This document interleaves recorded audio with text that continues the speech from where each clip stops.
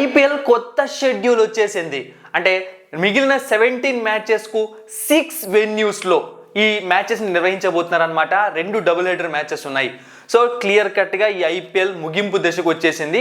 And final చూసాము అంటే June 3 జరగబోతోంది. సో ఇప్పుడు ఆల్రెడీ కొంతమంది షెడ్యూల్ గురించి తెలిసే ఉంటుంది, కానీ కొంతమందికి ఈ షెడ్యూల్లో చాలా డౌట్స్ ఉంటాయన్నమాట.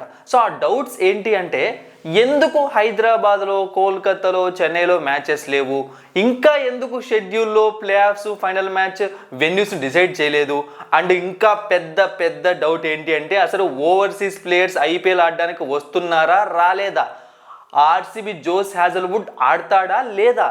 ఇక నెక్స్ట్ ఫైనల్ డౌట్ ఏంటి అంటే, పంజాబ్ డీసీ మ్యాచ్ అయిపోయింది కదా, అది మళ్ళీ పెట్టబోతున్నారు. సో అది ఎప్పుడు పెట్టబోతున్నారు, పెడితే రీస్టార్టా, రెజ్యూమా, ఇలాంటి నంబర్ ఆఫ్ డౌట్స్ ఉన్నాయి మీకు. ఆ డౌట్స్ అన్నీ కూడా నేను మీకు క్లియర్ కట్గా క్లారిఫై చేయబోతున్నాను.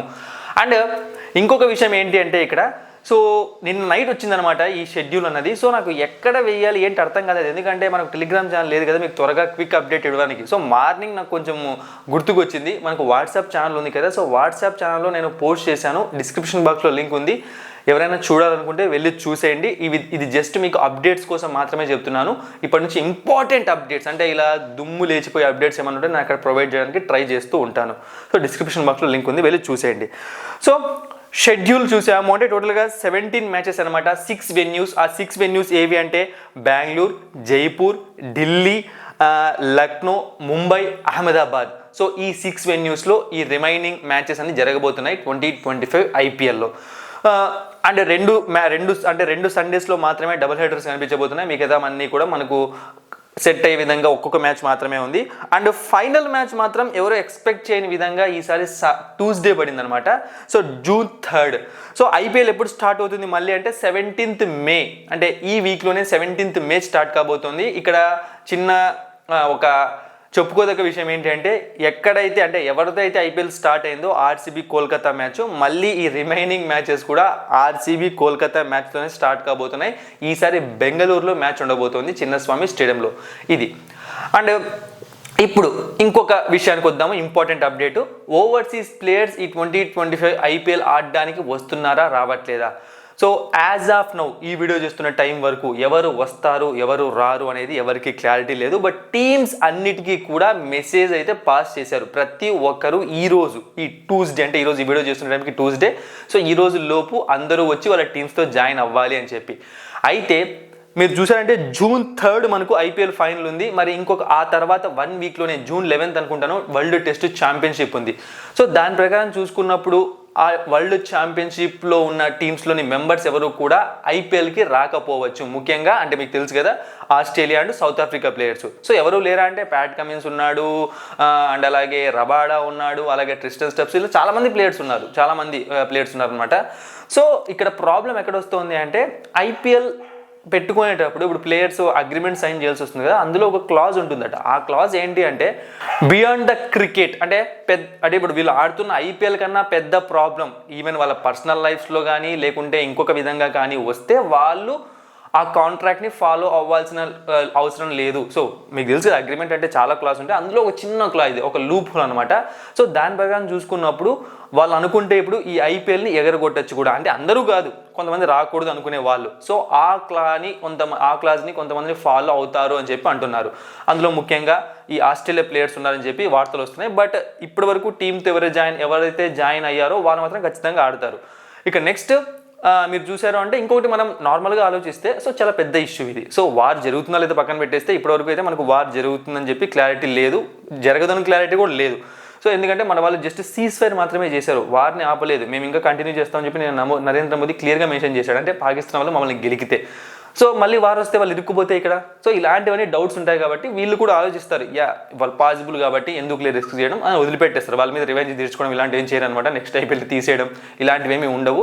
ఇలాంటి ఫేక్ న్యూస్ మీరు నమ్మకండి. ఇక నెక్స్ట్ ఇంకొక డౌట్ ఏంటి అంటే, Josh Hazlewood as of now ఈ వీడియో చేస్తున్న టైంకి ఈ 2025 ఐపీఎల్ తను ఆడటం డౌటే, 99% డౌట్.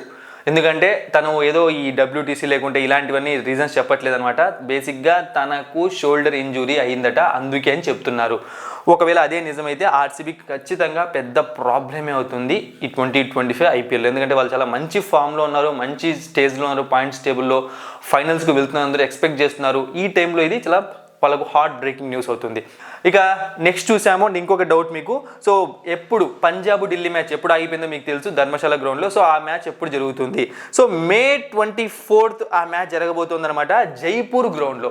అయితే ఇప్పుడు మీకు డౌట్ రావచ్చు, రీస్టార్టా రెజ్యూమా? సో బేసిక్గా బాగా చూడండి, రీస్టార్టే ఉండే ఛాన్స్ ఉంది. అంటే మళ్ళీ ఫస్ట్ నుంచే ఈ మ్యాచ్ జరిగే ఛాన్సెస్ 100% ఉన్నాయి. ఎందుకంటే రెజ్యూమ్ అనుకోండి, గ్రౌండ్ మారింది, కండిషన్స్ మారిపోతాయి, జైపూర్కి వచ్చారు ధర్మశాల నుంచి. సో అలా జరగడం కొంచెం కష్టం అనమాట. ఇప్పుడు ఏమో గ్రౌండ్ మారింది కాబట్టి ఢిల్లీకి అనుకూలించవచ్చు మేబీ పిచ్చు. సో అలా ఎలా రెజ్యూమ్ చేస్తారు చెప్పండి? సో నాకు తెలిసి మళ్ళీ ఫస్ట్ నుంచే ఈ మ్యాచ్ జరిగే అవకాశం ఉంది, ఫ్రమ్ బాల్ 1 నుంచి కూడా.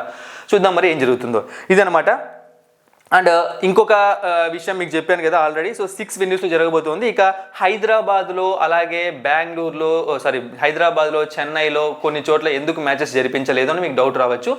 సో ఫస్ట్ ఆఫ్ ఆల్ వాళ్ళు చూసుకున్నది ఏంటి అంటే, ఈ జరిగే మ్యాచెస్ వేటికి కూడా వర్షం అంతరాయం కలగకూడదు అనుకున్నారు. ఎందుకంటే కొన్ని చోట్ల ఇప్పుడు హైదరాబాద్లో వాళ్ళకి తెలిసే ఉంటుంది, మనకు కొన్నిసార్లు ఇక్కడ వర్షం పడినట్టు అనిపిస్తుంది, వర్షం పడలేదు అనిపిస్తుంది. సో అలా ఉన్నప్పుడు సిచ్యువేషన్ ఏమో ఆ ప్లే ఆఫ్స్ టైంకి వర్షం పడుతుందేమో చెప్పలేం కదా. సో అందుకే ఆ లిస్టులో నుంచి హైదరాబాద్ని తీసేశారు. సేమ్ ఇక మిగతా వెన్యూస్ని కూడా అలానే తీశారు. బట్ చెన్నై వెన్యూని ఎందుకు తీశారు ఎవరికి అర్థం కావట్లేదు. ఆడైతే వర్షం పడే ఛాన్సెస్ లేవంటున్నారు.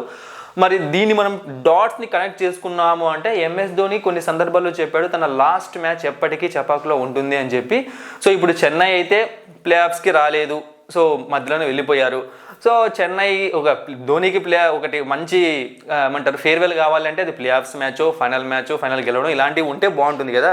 సో మేబీ ధోని మళ్ళీ నెక్స్ట్ ఇయర్ కూడా ఆడతాడు అని చెప్పి ఇండైరెక్ట్గా చెప్పడానికి ఇలా చేశారేమో అనిపిస్తుంది. అంటే ధోని కోసం చేశారలేదు మనకు తెలియదు కానీ, సో ఇప్పుడైతే మళ్ళీ ధోని ఆడతాడన్న ఒక న్యూస్ అనేది మళ్ళీ ఎక్కువగా సర్క్యులేట్ అవుతుంది అనమాట. అయితే ఆడడం రైట్ ఆర్ రాంగ్ అనేది మనకు సంబంధం లేదు. సో అందరూ అనుకున్నారు ఖచ్చితంగా రిటైర్మెంట్ 100% అయిపోతుందని. బట్ ఇప్పుడు మాత్రం కొంచెం డౌట్ అనిపిస్తుంది.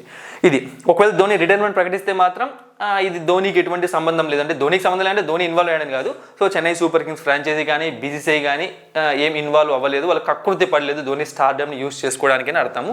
ఒకవేళ ధోని రిటైర్మెంట్ ప్రకటించలేదంటే మాత్రం ఖచ్చితంగా 99% మళ్ళీ నెక్స్ట్ ఇయర్ ఐపీఎల్ ఆడే అవకాశం ఉంటుంది. ఇది సో అర్థమైంది కదా ఎందుకు మీకు ఇష్టమైన గ్రౌండ్స్లో మ్యాచెస్ పెట్టలేదని చెప్పి. ఇప్పుడు ఇంకొక విషయం డౌట్ ఉంటుంది, అదేంటి అంటే మరి ఇంకా క్వాలిఫైర్ మ్యాచెస్కి అలాగే ఫైనల్కి ఎందుకు గ్రౌండ్స్ని వెన్యూస్ని అనౌన్స్ చేయలేదని చెప్పి. సో మీరు చూశారు అంటే ఇప్పుడు మ్యాచెస్ జరిగిపోతాయి అనమాట. ఇంతకుముందు అయితే మనకు ఛాన్స్ లేదు వీళ్ళకి ఈ షెడ్యూల్ని మార్చడానికి, అంటే వెన్యూస్ని మార్చడానికి. సో ఇప్పుడు వీళ్ళ దగ్గర ఛాన్స్ ఉందన్నమాట. సో ప్లే ఆఫ్స్కి వచ్చే టీమ్స్ లేకుంటే ఆ టైంకి వార్ సిచ్యువేషన్ ఏమైనా వార్ పెరగచ్చు, సో వార్ తగ్గచ్చు, ఆ టైంని బట్టి గ్రౌండ్స్ని మార్చే అవకాశం ఉంటుందన్నమాట. మంచిగా క్రికెట్ ఎన్విరాన్మెంట్ ఎక్కువగా ఉంటే ఫ్యాన్స్ ఎక్కువగా వచ్చే గ్రౌండ్స్ ఉంటాయి కొన్ని. ఇప్పుడు సపోజ్ క్వాలిఫైర్ మ్యాచ్ కొన్ని ఇంపార్టెంట్ టీమ్స్ మధ్య కాకుండా నార్మల్ టీమ్స్ మధ్య జరిగింది అనుకుందాం, అది తీసుకుని జైపూర్లో పెడితే అక్కడ క్రౌడ్ రారు. సో అలా కాకుండా వీళ్ళు ముందే ఎక్స్పెక్ట్ చేస్తారనమాట ఈ టీమ్స్ వస్తాయని చెప్పి మనకు తెలిసిపోతుంది ఇంకొక 1 వీక్లో. సో అప్పుడు అన్ని టీమ్స్కి సెట్ అయ్యే విధంగా ఒక మంచి గ్రౌండ్ని, క్రికెట్ ఎక్స్పీరియన్స్ క్రౌడ్ అందరూ ఎంజాయ్ చేసే విధంగా అలాంటి గ్రౌండ్స్ని వాళ్ళు తీసుకునే అవకాశం ఉంది. అలాగే ఈ వార్ని కూడా దృష్టిలో పెట్టుకొని వీళ్ళు వెన్యూస్ని కూడా ఆపి ఉండొచ్చు. ఇదనమాట పరిస్థితి. సో మరి ఐపీఎల్ షెడ్యూల్ అంటే మళ్ళీ ఐపీఎల్ 2 అని చెప్పొచ్చు. సో షెడ్యూల్ 17 మ్యాచెస్ షెడ్యూల్ వచ్చేసింది. మనం ఆల్రెడీ మన వాట్సాప్ ఛానల్లో పోస్ట్ చేసామన్నమాట, మీకోసం మాత్రమే పోస్ట్ చేశాను. మళ్ళీ వాట్సాప్ ఛానల్లో జాయిన్ అవ్వండి ఇలాంటివి నేను చెప్పట్లేదు, అప్డేట్స్ కోసం పోస్ట్ చేశాను. సో వెళ్ళి చూసేయండి, డిస్క్రిప్షన్ బాక్స్లో లింక్ ఉంది. ఇక ఇంకొకటి నేను ఒక వీడియోలో నీట్గా మెన్షన్ చేసి, ఆ వీడియో ఇప్పటికీ ఉందన్నమాట. పీఓకేని పాకిస్తాన్ ఆక్యుపైడ్ కాశ్మీర్ని మనం ఈ ఇయర్లో తీసుకుంటాము అని చెప్పి నొక్కి మరీ చెప్పాను, ఈ ఇయర్ అని చెప్పాను. సో కొంతమంది అనుకోవచ్చు ఇప్పుడు వార్ ఆగిపోయింది ఏం జరగట్లేదు పీఓకే ఎలా వస్తుందని చెప్పి, నేను అందుకే చెప్పాను అనమాట ఈ ఇయర్ అని చెప్పి. సో నేను ఆల్రెడీ కొంచెం హార్డ్ గెస్ చేశాను అనమాట, బ్లైండ్ గెస్ కాదు హార్డ్ గెస్. అదేంటి అంటే మన దగ్గర న్యూక్లియర్స్ ఉన్నాయి, వాళ్ళ దగ్గర న్యూక్లియర్స్ ఉన్నాయి, అంత ఈజీగా ఈ వార్ని ఎస్కలేట్ చేయరనమాట. ఖచ్చితంగా వేరే కంట్రీస్ దీంట్లో ఇన్వాల్వ్ అవుతాయని చెప్పి నాకు అనిపించింది. సో నేను అందుకే ఈ ఇయర్ అని చెప్పాను. ఎందుకంటే ఆల్రెడీ మన గవర్నమెంట్ ఒకటి పాస్ చేసింది, అదేంటి అంటే ఇక నుంచి మీరు ఏదైనా చేస్తే అంటే టెర్రరిజం కానీ మమ్మల్ని అటాక్ చేయడం కానీ ఇలాంటివి చేస్తే దాన్ని మేము యాక్ట్ ఆఫ్ వార్ లాగా తీసుకుంటాము, అంటే ఇక డైరెక్ట్ వార్కే వచ్చేస్తామని చెప్పేసింది. అంటే నిన్న కూడా నరేంద్ర మోడీ చాలా క్లియర్గా చెప్పేశాడు. సో దీన్ని బట్టి చూసామంటే పాకిస్తాన్ వాళ్ళు ఒక వేస్ట్ ఫెలోస్, వాళ్ళు ఒక శతనాగుడులు కాబట్టి సరెంట్గా అయితే ఉండరు. ఖచ్చితంగా ఏదో విధంగా ఇండియన్ గెలకాలని చూస్తారు. అలా గెలికినప్పుడు ఇయర్ ఇంకా చాలా ఎక్కువగా ఉంది, ఇంకా చాలా మంత్స్ ఉన్నాయి. సో మనం పీఓకేని తీసుకోవడానికి మనకేం నెలలు పట్టే అవసరం లేదన్నమాట, ఒక వారం చాలు. ఎందుకంటే పీఓకే కోసం మాత్రమే మనం పోరాడితే. సో కాబట్టి ఈ ఇయర్లో ఖచ్చితంగా పీఓకే మనదవుతుంది, ఇండియా జెండా పీఓకేలో ఎగురుతుంది. సో ఇదనమాట. Thank you for watching and supporting me.